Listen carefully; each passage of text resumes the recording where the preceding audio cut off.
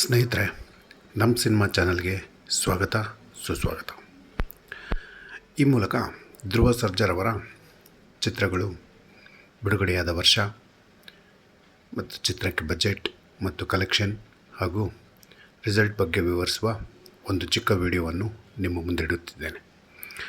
ದಯವಿಟ್ಟು ನಮ್ಮ ಚಾನಲನ್ನು ಸಬ್ಸ್ಕ್ರೈಬ್ ಮಾಡದೇ ಇರೋರು ಈ ಕೂಡಲೇ ಸಬ್ಸ್ಕ್ರೈಬ್ ಮಾಡಿ.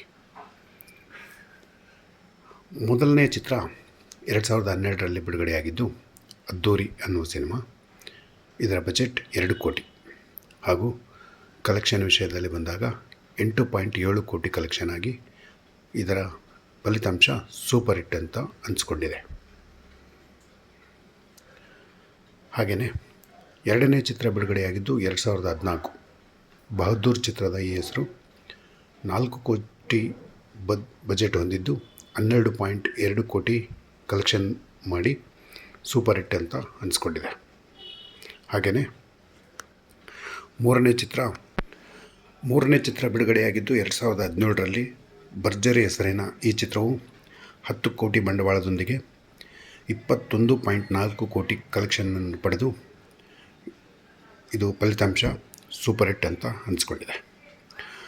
ಹಾಗೆಯೇ ನಾಲ್ಕನೇ ಚಿತ್ರ ಬಿಡುಗಡೆಯಾಗಿದ್ದು 2021 ಅದರ ಹೆಸರು ಪೊಗರು ಚಿತ್ರದ ಈ ಚಿತ್ರಕ್ಕೆ 25 ಕೋಟಿ ಬಂಡವಾಳ ಹಾಕಿದ್ದು 40.8 ಕೋಟಿಯಷ್ಟು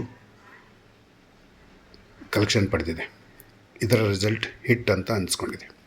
ಹಾಗೆಯೇ ಧ್ರುವ ಸರ್ಜಾರವರ 5ನೇ ಚಿತ್ರ ಬಿಡುಗಡೆಯಾಗಿದ್ದು 2024 80 ಕೋಟಿ ಬಂಡವಾಳ ಹಾಕಿದ ಈ ಚಿತ್ರಕ್ಕೆ ಕೇವಲ ಕಲೆಕ್ಷನ್ 27.2 ಕೋಟಿಯಷ್ಟು ಮಾತ್ರ ಆಗಿದೆ. ಹಾಗಾಗಿ ಈ ಚಿತ್ರ ಸೋಲು ಕಂಡಿರುವುದು ಇದರ ಫಲಿತಾಂಶ. ಹಾಗೆಯೇ 6ನೇ ಚಿತ್ರ ಧ್ರುವ ಸರ್ಜಾ ಅವರದ್ದು 2026 ಸೆಪ್ಟೆಂಬರ್ 4ಕ್ಕೆ ಬಿಡುಗಡೆಯಾಗಲಿದೆ. ಚಿತ್ರದ ಹೆಸರು ಕೇಡಿ.